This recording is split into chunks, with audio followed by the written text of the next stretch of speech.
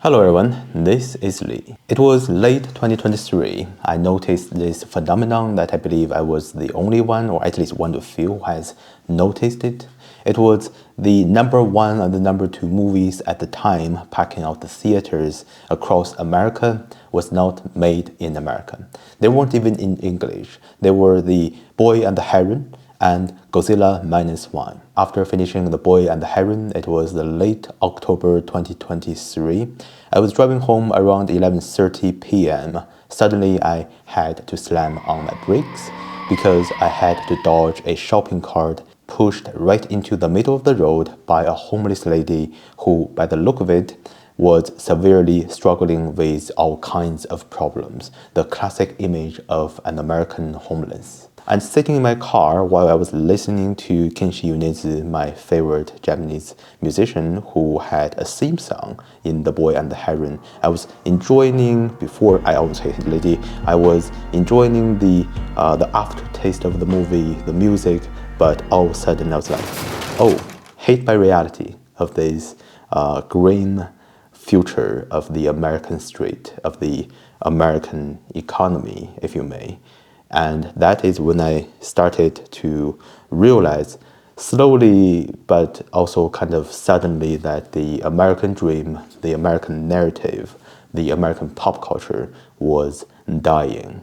From classic films to pop culture video essays, which I suppose this is one of them, you usually told the same thing. It is better to be feared than being loved. Because fear means you have the muscle, the power, and the firearms. And that is a very good argument, but if we were only all living in a lawless nation, kind of a wasteland, or perhaps some kind of extreme regime, where the only language spoken is violence. Violence is hard power, using force or economic pressures to compel compliance. But in industrialized and civilized societies, everything is more of a popularity context.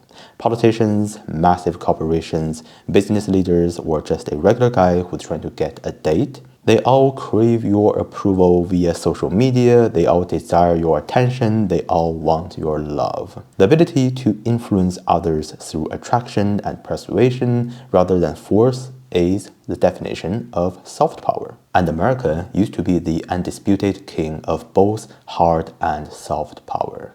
Now America is still the king of hard power, but for soft power, for the cultural influence, that kind of mind control through all societies, all nations, unknowingly through all citizens of other nations, that is dying. When I first came to America, I didn't speak the language, but I did speak Japanese, and I learned Japanese from reading Japanese manga and watching Japanese anime when I was little, so I did the same thing with English, but only much more environmentally. I also must credit most of my English to the American pop culture. Family Guy, The Simpsons, and Rick and Morty, and of course, the Joe Rogan podcast. So naturally, at the time, I went to theaters pretty much 3, if not 5 times a week. Even though I didn't understand English at all at the time, I still enjoyed myself greatly. I watched anything from The Equalizer 2014, it was profoundly satisfying and I didn't understand a word of it, all the way to Zootopia, all the way to Call Me By Your Name, A Ghost Story, which is not a lot of words spoken, to all the Avenger movies at the time, all the way up to 2019 Endgame, which was kind of ironic to me because the Endgame was not only the end of the Marvel cinema legacy, but also kind of the end of the American pop culture's dominance. Now, of course, COVID was the blame, but it was only a trigger in my opinion, because everything after that, even now, 3 years after the pandemic, things are still not quite going up. They're still kind of going down from a cultural, pop cultural perspective. And when COVID was ending, it was late 2022, I was one of the earliest travelers to Japan from America at the time because it was just opened and I was like, oh my God, I was stuck in this place for so long. I want to go out, I want to have fun.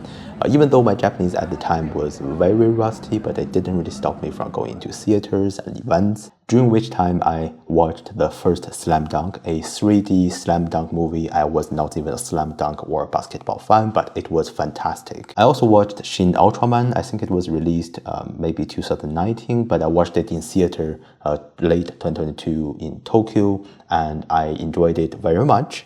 It is also available on YouTube, but for whatever reason, the ratio of the YouTube version is all wrong, so be careful before you click into it. And more importantly, besides these big budget films, I also watched a lot of brilliantly made indie films. And that's when I questioned myself, like, when was the last time I watched a really good indie American film?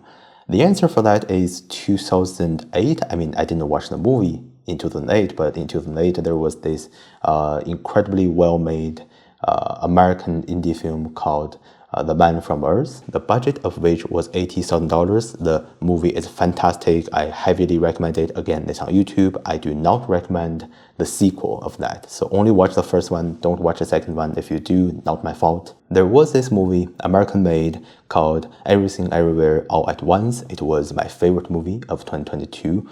Better than, in my opinion, better than better is the wrong word, but I enjoyed it more than all the other Japanese movies and the Chinese movies I watched at the time. It was labeled as like a small budget indie film, and the cost of that indie film was $14 million. So there's nothing small budget about it. Yes, I know Avengers and other movies like hundreds of millions to make, but $14 million is still nowhere near the reach of small individual creators. So the deadly situation of the American soft power pop culture dominance is no longer just cultural, it's also economical. Because when you push out these small creators, these small young talents out of your field, they naturally either stop working in these creative fields, or they go to other platforms such as YouTube, such as TikTok, such as whatever other platforms is there. I have a friend who is who claims himself to be a filmmaker. However, he is now making games on Steam, and he's making good money, but he's not doing his dream work, and he's always kind of bitter about it. And I do see this as the ultimate red flag for the industry, but also for the American pop culture in general, is when you lose your bottom tier of the talent, the ambitious young kids, let's say, you will eventually lose your top talents, top creators as well, because they just age and die. Christopher Nolan and Quentin Tarantino didn't start with $14 million budget for one film. They both started with tiny but brilliantly made indie films, and that has become increasingly impossible these days. That is why I think AI, really by all means killing Hollywood, is a good thing, which most people would disagree, but I think that gives small budget young creators a chance, instead of just giving all the resources back to the all the budgets, all the money, all the attention back to the big studios.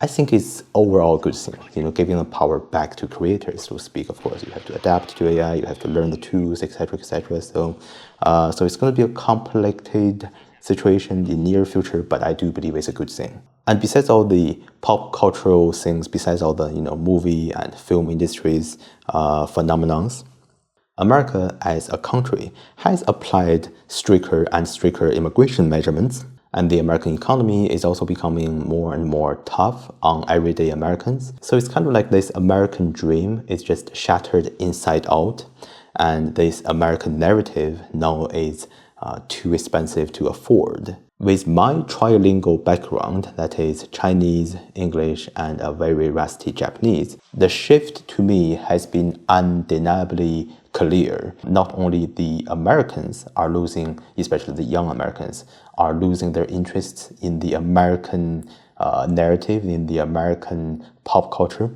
it's also that the rest of the world has been viewing America less and less favorably. There is this sharp and dramatic decline in how people in both China and Japan view the idea of America from the land of freedom and opportunities, to gunshots, robberies, and walking dead everywhere in the streets.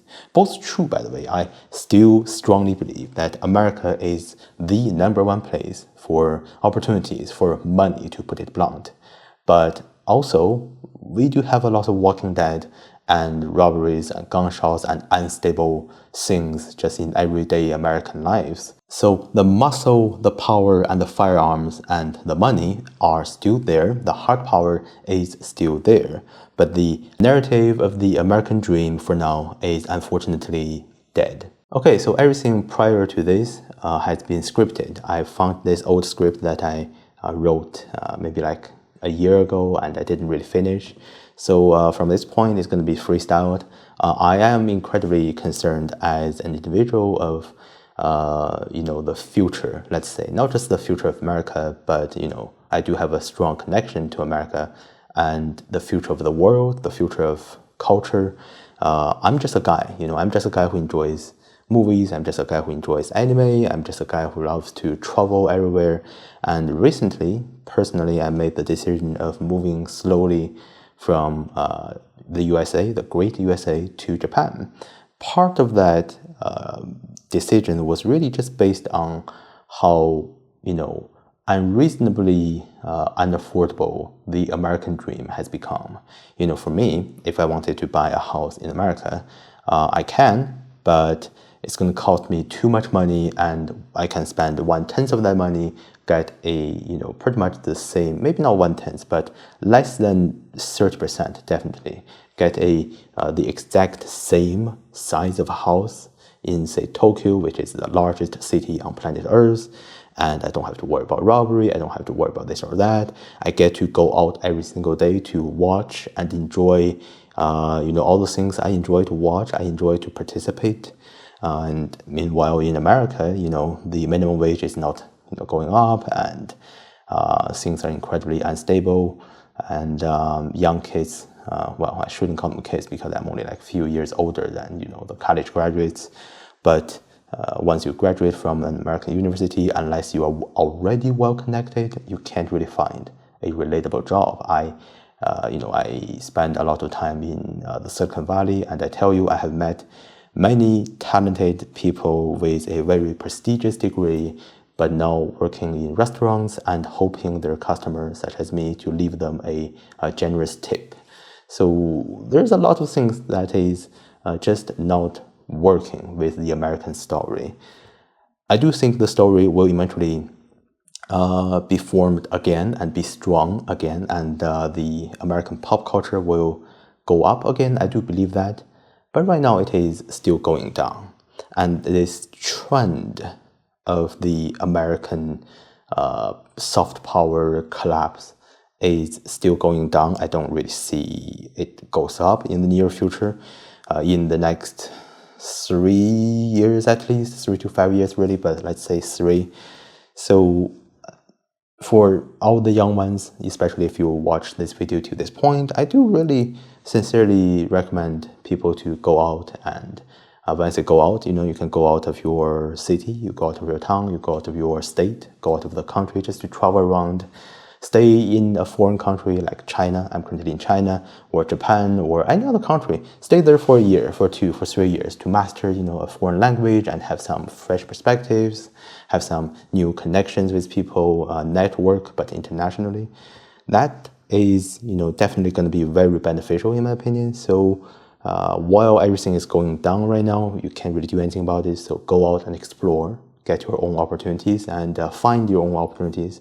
And when everything starts to booming again, which it definitely will, then come back and take advantage of that for individual, young creators and young talented entrepreneurs, as much as I dislike that word. So thank you very much for watching this video, and I do hope you have a very good day ahead of you.